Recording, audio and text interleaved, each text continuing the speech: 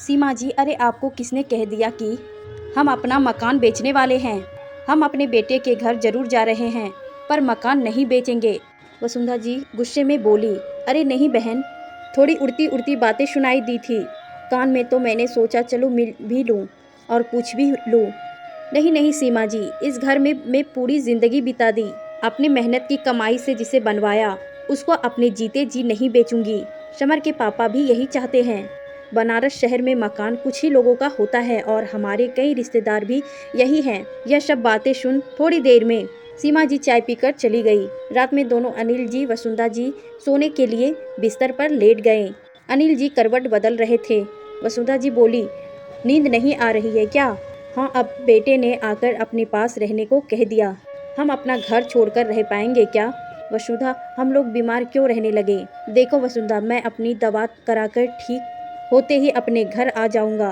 दुखी मन से बोले। अरे अनिल जी, आप इतना विचलित क्यों हो रहे हैं? बेटे ने इतने प्यार से टिकट भेजकर बुलवाया है तो जाना तो पड़ेगा ना। यही तो, तभी तो मैं मना नहीं कर पाया। कल का टिकट है। अनिल जी भारी मन से बोले। अपने सारी जरूरी सामान रख ली? वसुधा थोड़ी देर में अनिल जी ने पूछा। हाँ रख लिया, और अपने लड्डू गोपाल जी भी। शादी के बाद से मैं अभी तक उनकी सेवा कर रही थी, इसीलिए इनको भी अपने साथ रख लिया। इन्होंने ही मेरी ज़िंदगी इतने आराम से बिना कोई विपदा के चलाया है। अगले दिन की ट्रेन पकड़कर वसुधा जी अनिल जी अब न जाने कब तक के लिए अपने घर को छोड़ बेटे के घर मुंबई रहने चली गई। समर ने मुंबई शहर में एक 3 कमरे का फ्लैट ले रखा था। उसमें समर, शुभी, उनके 2 प्यारे प्यारे बच्चे रहते थे, काजल और अभी जब दोनों छोटे थे तो साथ रहते थे, पर अब गेस्ट रूम खाली रहने से दोनों ने एक एक कमरे के लिए थे। सुभी ने 9 साल की काजल को बोला कि मैंने तुम्हारा सामान अभी भैया के कमरे में शिफ्ट कर दिया है और अब तुम हमारे कमरे में आकर रहना। पर मम्मा, मैं तो अब बड़ी हो गई, कई महीने से वहाँ रह रही थी। कोई बात नहीं बेटा, अब आपके दादा दादी वहाँ रहेंगे। ठीक है मम्मा, मैं आपके कमरे में आ जाऊँगी। काजल सुरभि के साथ रहना शुरू कर दी। समर और सुरभि दोनों एक ही ऑफिस में काम करते थे। वह सुबह निकल जाते और शाम तक वापस आते। घर में काम वालों की कमी नहीं थी। सफाई, बर्तनों, खाने के लिए सभी ने काम वाली बाई लगा रखी थी। बेटा बहू के ऑफिस जाने से तथा बच्चों के स्कूल चले जाने से अनिल जी वसुधा जीवी को शुरू में तो ठीक लगा, पर कुछ दिनों बाद उन्हें अपने पड़ोसियों, घर तथा शहर की बहुत याद आने लगी। बड़े शहरों में लोग ज़्यादा बिजी होने से आसपास के लोगों से मिलने नहीं आते। यहाँ यही लाइफ स्टाइल है। अकेले रहना बहुत ही खालीपन लगता था दोनों को। बेटे समर को कुछ दिनों में उनकी मायूसी का अंदाज़ा हुआ। उसने बोला, आपकी उम्र के लोग नीचे सोसाइटी में सुबह टहलते हैं, आप लोग भी चले जाया कीजिए। अगले दिन से दोनों लोग वॉक पर जाने लगे। धीरे धीरे उनके दोस्त बनने लगे तथा उनका मन लगने लगा। एक दिन अनिल जी अपने कुछ दोस्तों को घर लेकर आ गए। समर घर से ही ऑफिस का काम कर रहा था। उसने देखा कि कई लोगों को लेकर पापा घर आ गए और सब बहुत शोरगुल कर रहे थे, जिससे उसको ऑफिस के काम में तथा बच्चों की ऑनलाइन पढ़ाई जो चल रही थी उसमें दिक्कत होने लगी। उसे यह बिल्कुल भी अच्छा नहीं लगा। 2-4 बार ऐसे होते ही उसने पापा से बोल दिया, पापा आप इन लोगों से नीचे ही मिल लिया करें, ऊपर लाने की कोई ज़रूरत नहीं, यहाँ कोई किसी को अपने घर नहीं बुलाते। पर बेटा, अब ऐसे ही तो हमारा समय बीतेगा, जब हम उन्हें बुलाएंगे तभी तो वह भी हमें बुलाएंगे।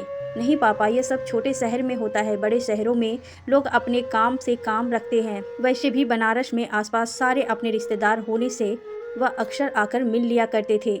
आपको लोगों से जितना मिलना है आप नीचे ही मिले या फ़ोन पर बात कर लिया कीजिए। समर इस तरह से उखड़ कर बोला। अनिल जी वसुंधरा जी को बिल्कुल भी अच्छा नहीं लगा। उस रात वह दोनों ठीक से सो नहीं पाया। उन्हें लग रहा था कि लगता है उन्होंने यहाँ रहने का सोच के लिए कुछ गलत तो नहीं किया। उनका मन किया कि जल्दी अपने घर चले जाएं, पर सोचा कि अभी कहेंगे तो बेटे को बुरा लगेगा। वसुंधरा जी का भी मन कम लगे, ना करने को कोई, ना किसी से मिलना जुलना, बस फ़ोन पर ही अपने रिश्तेदारों और दोस्तों से बातें में लगी रहती।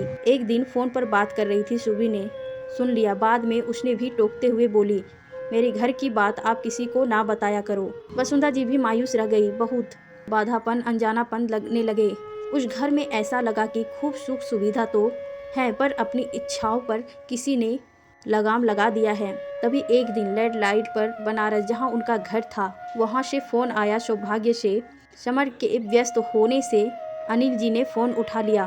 फ़ोन करने वाले बताया कि मैं पार्टी डीलर बोल रहा हूँ, आपके मकान के बहुत अच्छे दाम मिल रहे हैं। समर जी, मैं अनिल बोल रहा हूँ। समर के पापा ने बोला। पार्टी डीलर बोला, मुझे समर जी से बात करनी है। अनिल जी बोले, कौन सी मकान की बात कर रहे हो? अरे जो लहौरा बीर पर है। समर जी ने बोला था, कस्टमर ढूंढने के लिए बहुत ही मोटी पार्टी मिली है। सुनते ही अनिल जी को मानो काटो तो खून नहीं, उनकी जान बसती थी उस मकान में। उन्होंने तुरंत गुस्से से तेज आवाज में बोला, नहीं, हमें कोई मकान नहीं बेचना, कह फ़ोन काट दिया। उनकी तेज आवाज़ से समर व वसुधा जी दौड़ते हुए आए। क्या हुआ पापा? अनिल जी की सांस फूलने लगी। वह वहीं निठल्ल सोफे पर होकर बैठ गए। बताइए किसका फ़ोन था पापा? समर भी घबराहट में प्रश्न पर प्रश्न किए जा रहा था। वसुधा जी दौड़कर पानी लेने गई। पानी पीने के बाद अनिल जी ने अपने को संभाला। पापा कैसी तबीयत है? अनिल जी थोड़ी देर बाद गहरी सांस लिए बोला, मैं बिल्कुल ठीक हूँ। पापा किसका फ़ोन था? पार्टी डीलर का। मकान बेचने को तुरंत तुमने बोला था। मैं अपने जीते जी उस मकान को नहीं बेच सकता। मुझे अब जाना है अपने घर। बेटा हमारा टिकट करवा दो। वसुधा जी भी बोली, हाँ बेटा, कई महीने हो गए, कुछ दिन वहाँ पर भी रह आए। तेरे पापा की तबीयत भी दवा से बहुत बेहतर हो गई है। अब हमें जाने दो। समर ने कहा, आप लोग यहीं रहिए। नहीं बेटा, फिर आएंगे, अभी हमें जाना है, कहे अनिल जी और वसुधा जी के आंखों में आंसू आ गए।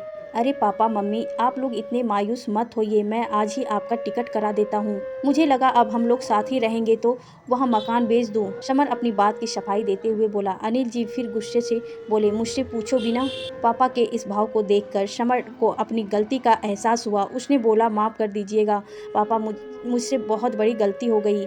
अनिल जी बोले, वह मेरी और तेरी माँ की खून पसीने की कमाई का बना हमारा एक खूबसूरत सपना है। उसे तुम हमारे मरने के बाद ही बेचना, अभी नहीं। समर आंखों में आंसू लेकर गिराते हुए पापा के पैरों पर आ गया था। फिर बोला, माफ़ कर दीजिए पापा, आगे से ऐसी गलती कभी नहीं करूँगा। ठीक है बेटा, पर अभी तो हमें जाना है, हमें अपने घर की याद आ रही है। समर ने अगले हफ्ते का उनका बनारस जाने का टिकट करा दिया। आज बहुत ही खुश थे अनिल जी, वसुधा जी अपने घर जाने के एहसास से। वो दोनों फिर से वहीं अपनी आज़ादी, अपनी छोटी दुनिया, अपनी कर्मस्थली से जो मिलने वाले थे। चाहे कितनी भी ऐसो आराम मिल जाए, पर व्यक्ति तभी सुकून पाता है जब उसे बंदिशों की डोरियों से स्वतंत्र मिलती है। दोस्तों, आपको यह मेरी रचना कैसी लगी थी? पसंद आए तो लाइक करिएगा।